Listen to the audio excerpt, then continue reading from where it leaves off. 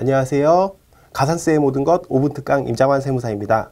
이번 시간에는 가산세의 감면 등에 대해서 살펴보겠습니다. 먼저 저희가 무신고를 했거나 과소신고, 초과환급신고를 했을 경우에 신고 불성실 가산세를 적용받게 되는데요.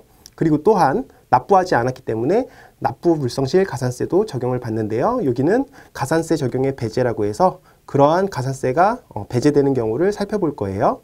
다음을 살펴보시면 먼저 가산세를 부과할 때 국세기본법 제6조 1항 규정에 따라서 기한 연장 사유가 있거나 또는 납세자의 의무 불이행에 대해서 정당한 사유가 있는 경우에는 해당 가산세를 부과하지 않는다라는 규정이 있어요. 몇 가지만 살펴보면요.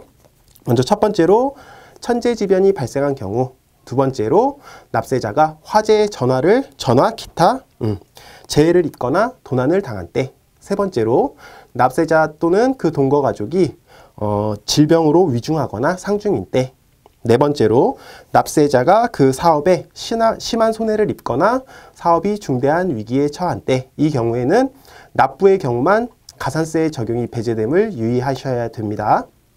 그리고 몇 가지만 더 살펴보면요. 7번 권한 있는 기관에 장부, 서류가 압수 또는 영치되는 때 등, 그래서 자료상으로서 일정 금액 이상인 경우에는 검찰 조사를 받을 수도 있어요.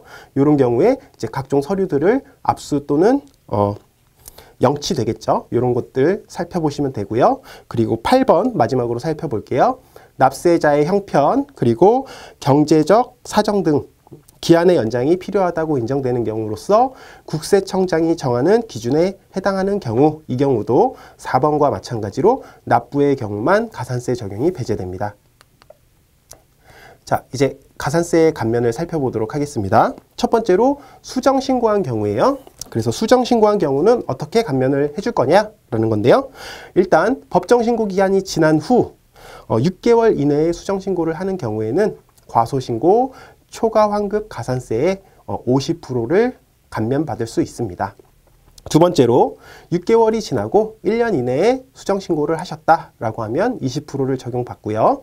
마지막으로 1년 초과 2년 이내에 수정신고를 하였다라고 하면 10%의 감면율을 적용받게 됩니다. 이 경우에 과세관청에서 세액을 결정할 것을 미리 알고 이렇게 수정신고한 경우에는 감면을 배제받을 수 있습니다.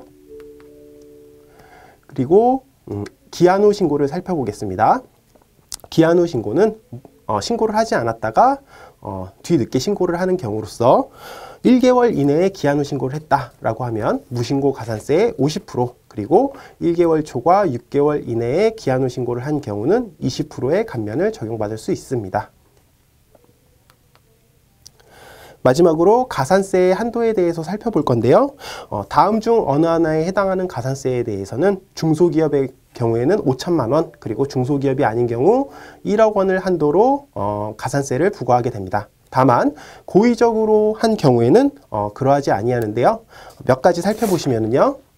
먼저 법인세법 보시면 계산서 불성실 가산세, 그리고 적격 증명서류 불성실 가산세, 지급명세서 제출 불성실 가산세, 그리고 주주 등 명세서, 주식변동상황 명세서 제출 불성실 가산세 등이 적용받을 수 있고요. 소득세법으로 오시면은요, 마찬가지로 계산서와 적격증명 불성실 가산세 마찬가지로 적용되고요. 지급명세서도 마찬가지네요. 그리고 영수증 수취명세서 미제출 가산세와 사업장 현황 불성실 가산세, 이런 것들도 가산세의 한도를 적용받는다라고 보시면 되겠죠. 마지막으로 부가가치세 살펴보시면은요, 사업자 등록 불성실 가산세와 세금 계산서 불성실 가산세, 그리고 현금 매출 명세서 등 제출 불성실 가산세가 적용되니 이 부분도 참고 부탁드리겠습니다. 네, 이상으로 가산세의 모든 것 5분 특강 임장환 세무사였습니다. 감사합니다.